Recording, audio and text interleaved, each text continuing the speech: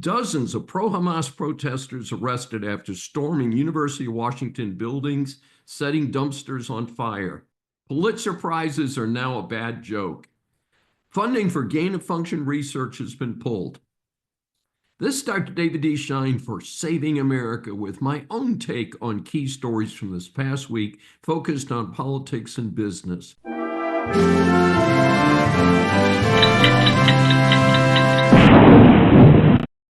Trump continues to be Trump, and the Dems continue to melt down in disturbing fashion. American reps meet with Chinese officials in Switzerland regarding tariffs. Treasury Secretary Scott Bessent and U.S. Trade Representative Jamieson Greer met with China's top economic official in Switzerland. Just the meeting itself is a sign that Trump at least has a superficial shot at winning the trade war with China. That's not going to be an easy task, folks.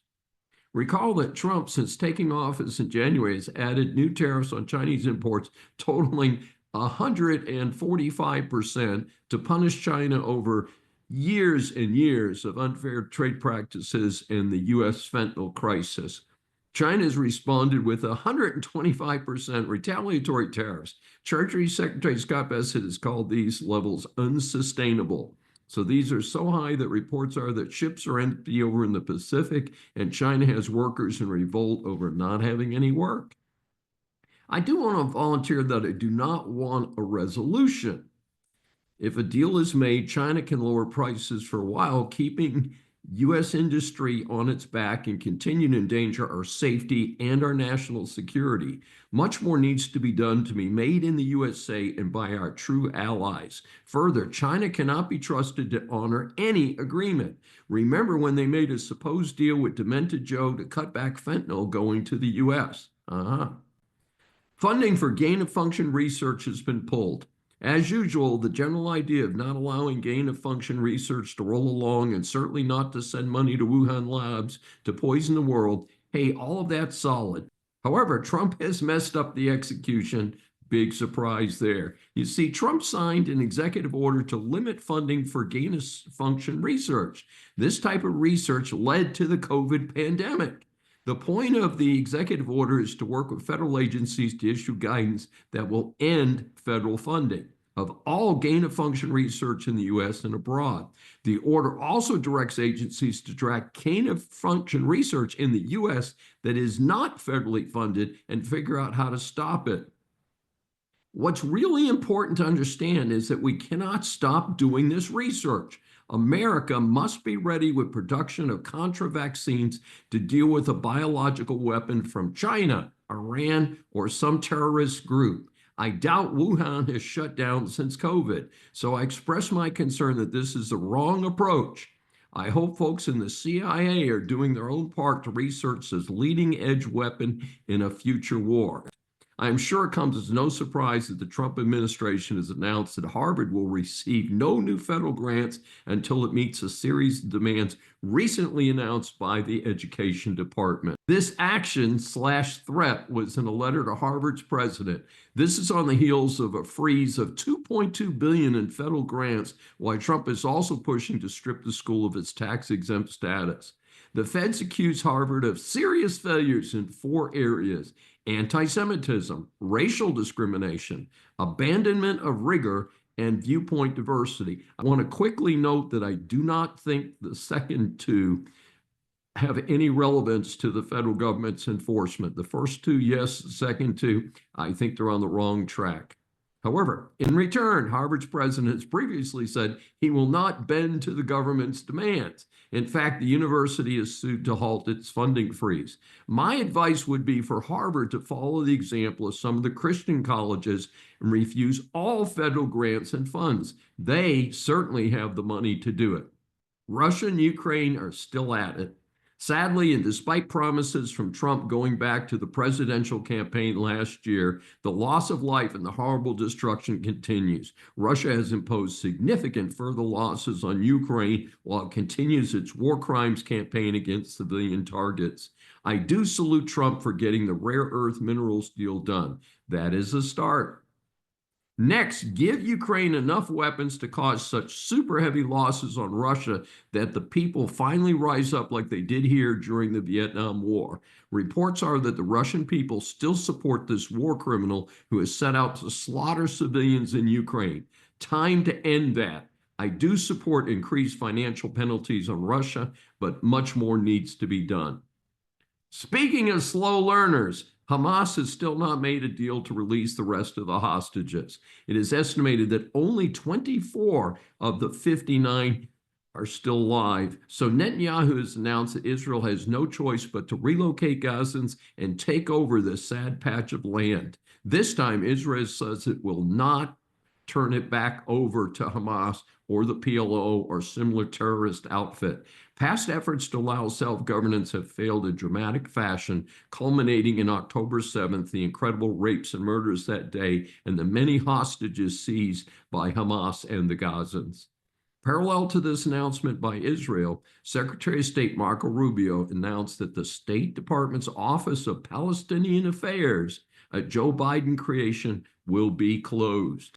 Rubio directed newly installed U.S. Ambassador to Israel, Mike Huckabee, to merge the independent diplomatic office and its responsibilities, including outreach to the Palestinians, with the American embassy in Jerusalem. This is consistent with Trump's first term when he moved the U.S. embassy to Jerusalem.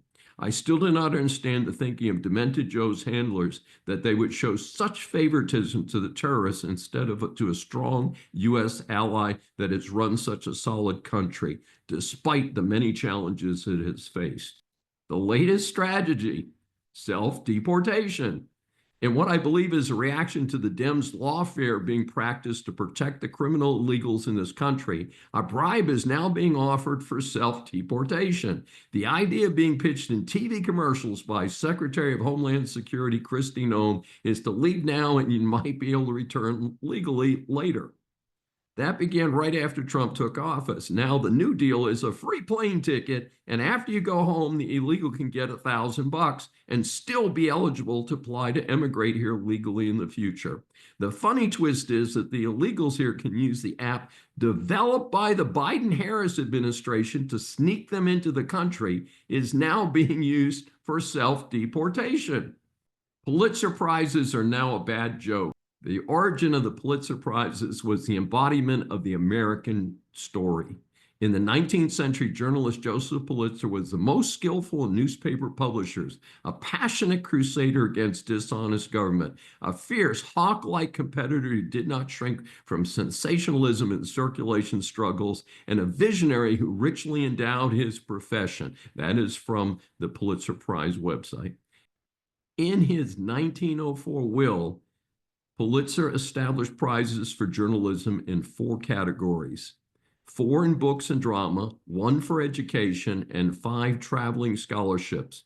Initially, 3 of the scholarships were awarded on recommendation of the Faculty of Journalism at Columbia to graduating students. Columbia University recently announced the 2025 Pulitzer Prizes awarded on the recommendation of the Pulitzer Prize Board. It's a total mess of left-wing extremism and anti-Semitism. There is nothing unusual about this. Virtually every major prize, including the Tonys, the Academy Awards, and the Emmys, have so consistently discredited themselves that viewership has dropped what used to be big live TV events. I stopped watching the Academy Awards about 30 years ago, for instance, and no plans to return to watching it.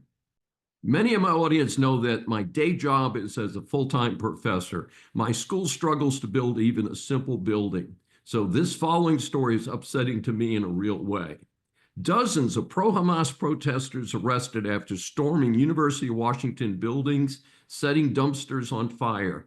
From a report by Bridget Chavez from Seattle's King 5 local news. The apparent aim of these terrorists, described as anti-Israel student group, is that the University of Washington divest itself from Boeing.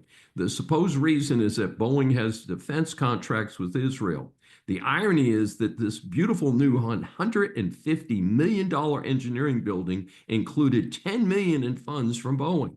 Incredibly, this anti-civilization scum caused an estimated $1 million in damage, and the building cannot presently be used safely. This time I want them charged, jailed, and fully prosecuted. If they are illegal, they need to serve their time and then be dumped out of the country immediately. If the losers in Washington state do not do this, then I call on Pam Bondi and her team to prosecute them for domestic terrorism. On the positive side, UW says it will not be intimidated by the protesters and noted its 100-year relationship with the aerospace company. Well, at least that's a start. Hey, UW, why were these terrorists not stopped before they caused so much damage? A sad footnote to the story was the following, quote, undergraduate student William Neal arrived to study Tuesday afternoon to find the building closed and guarded. I was like, wow, what on earth happened? No said, I never thought this would happen. Locking yourself into a building or barricading yourself in. It's just unheard of here. Mike Waltz out as National Security Advisor to President Trump. This was sort of expected as fallout from the heavily reported deal where a clown editor from The Atlantic was linked into a confidential conference call regarding the bombing of the Houthis in Yemen. Trump named Marco Rubio to do double duty as the NSA National Security Advisor until a replacement is named there. In the meantime, Waltz will be nominated as the new UN ambassador. I still would like to know how the clown's phone number was even in such a place to be even looped into that call. No surprise here, Dems are slow learners.